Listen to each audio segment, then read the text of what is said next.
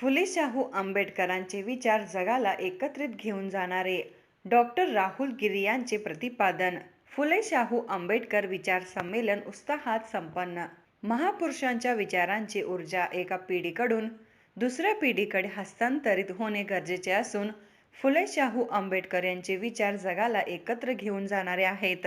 सर्व महापुरुषांची विचार प्रणाली भारतीय राज्यघटनेमध्ये एकवटण्याची किमया डॉक्टर आंबेडकर यांना केलेली आहे. संविधान लिहून देशात परिवर्तन करण्याचे काम डॉक्टर बाबासाहेब आंबेडकरांनी केले असल्याचे प्रतिपादन डॉक्टर राहुल गिरी यांनी केले. ते निप्पाणी येथील मराठा मंडळ सांस्कृतिक भवनात आयोजित डॉक्टर आंबेडकर विचार मंच आयोजित शिवराय ते भीमराय या विचार संमेलनाच्या कार्यक्रमात प्रमुख व्याख्याते म्हणून ते बोलत होते. पुढे बोलताना डॉक्टर गिरी म्हणाले, डॉक्टर बाबासाहेब आंबेडकरांनी संविधान लिहून मताचा अधिकार दिलेला आहे. आपल्या आयुष्याचं सोनं केलं, पण तो अधिकार आज 500 रुपयाच्या पैशाच्या तुकड्यांना विकले जात आहे. जगातील सर्वात मोठी लोकशाही आपल्या देशाची आहे.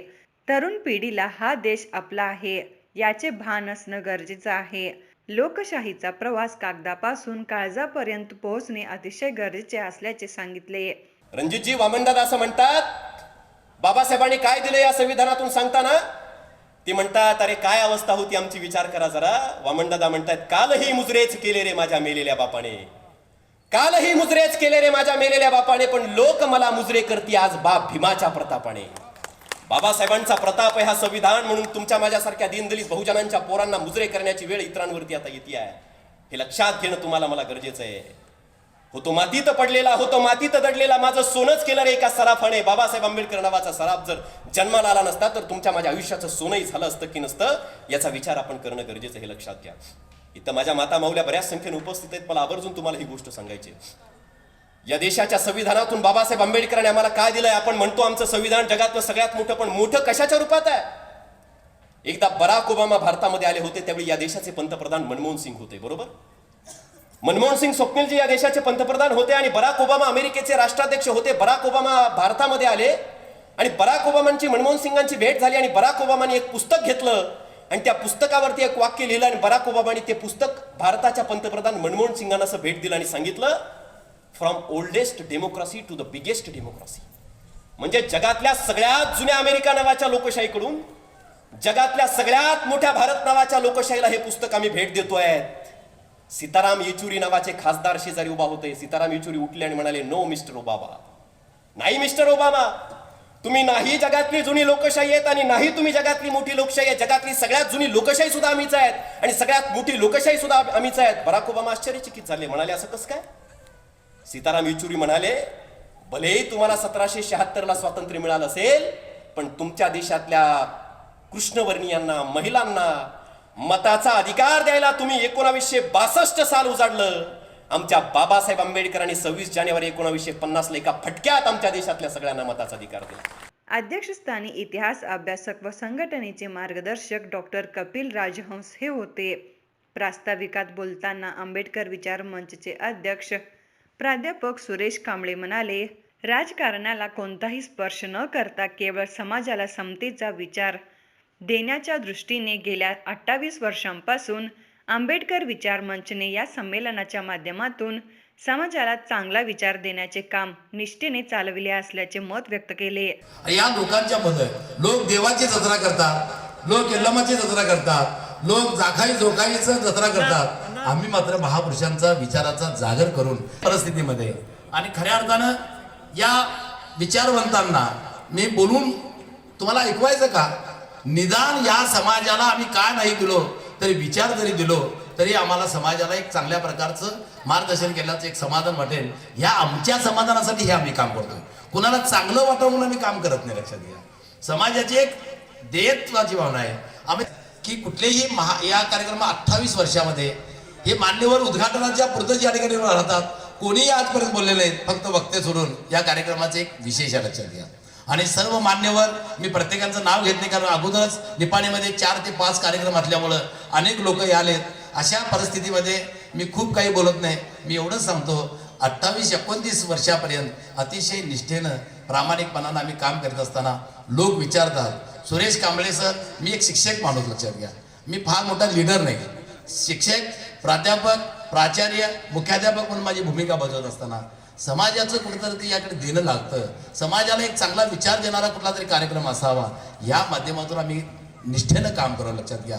यावेळी शाहीर युवा वक्ते रणजित कांबळे यांनी डॉक्टर बाबासाहेब आंबेडकर यांच्या कार्याविषयीचा पोवाडा सादर केला. तुझ्या हाती आली मलाही पेरणीसाठी जरासे रान मागावे. तुझी निष्ठा, तुझे जीवन, तुझी श्रद्धा भीमावरची. तुझी निष्ठा, तुझे जीवन, तुझी श्रद्धा भीमावरची. नसावी नाटकी वामन, खरे बलिदान मागावे. नसावी नाटकी वामन, खरे बलिदान मागावे. तर वास्तववादी कवी डॉक्टर स्वप्नील चौधरी यांनी तू पेटू नको भावा या आधारे सद्यस्थितीतील राजकीय परिस्थितीवर कविता सादर करून उपस्थितांची वाहवा मिळवली. हे सारं करशील मरमर मरशील, हे सारं करशील मरमर मरशील. तू आहेस अजून लय नवा, फक्त पेटू नको तू भावा, फक्त पेटू नको तू भावा. मगाशी एक मित्र भेटला, राजसाठी त्याच्या घरात सगळ्याच पक्षांचे झेंडे होते. त्याला म्हटलं, अरे सगळ्याच पक्षांचे झेंडे दिसतंय, तुतारे दिसतंय, घड्याळ दिसतंय, कमळ दिसतंय, बाण दिसतंय, मशाल दिसतंय, आणि तुझ्याकडे कोणत्याच पक्षाचं नाही, असं काही नाही. असं काय, तू कुणाचं नेमकं कार्य करताय? तो म्हटलं, आमच्या साहेबाचं सकाळचं टीव्हीवर भाषण बघायचं, कोणत्या पक्षात जाईल काय भरोसाच नाही. ज्या पक्षात साहेब तो झेंडा गळ्यात आपला घालायचा आणि कामाला निघायचं, अशी परिस्थिती आहे. म्हणून तरुणांनो, याचा झेंडा त्याचा दांडा, याचा झेंडा त्याचा दांडा, त्याचा झेंडा याचा दांडा, त्यांच्यासाठी आपण भांडा. अशी फुकट करायची चाकरी, अशी फुकट करायची चाकरी. अरे ते भाजून घेतील भाकरी आणि आपला तापत राहतोय तवा. तू पेटू नको ना भावा, तू पेटू नको ना भावा. अरे मोठमोठ्या सभा त्यात ते एकमेकावर घसरतील, मोठमोठ्या सभा ते एकमेकावर घसरतील. रात्री टेबल होतील एकत्र, पहाटचं सार विसरतील.